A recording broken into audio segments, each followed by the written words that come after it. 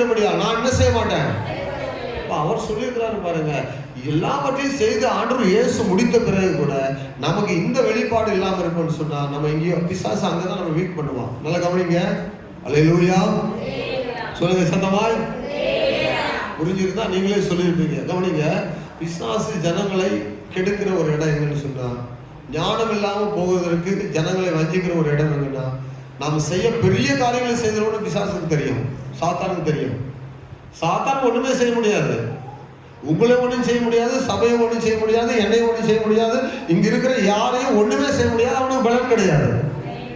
என்ன ஆமா வரமாட்டாங்க. நீங்க அவனுக்கு சப்போர்ட் பண்ற மாதிரி இருக்குது. எனக்கு கர்த்தருக்கு ஸ்தோத்திரம். அல்லேலூயா. இயேசுவின் நாமத்திலே இன்றைக்கு போ வெளியே, சாத்தானே யார் பக்கத்தில் நின்று பயப்படுத்த கூடாது. இயேசுவின் நாமத்திலே ஆமென். சொல்லுங்க. இப்ப என்னது? உங்களுக்கு விரோதமா ஒண்ணுமே செய்ய முடியாது. சபைக்கு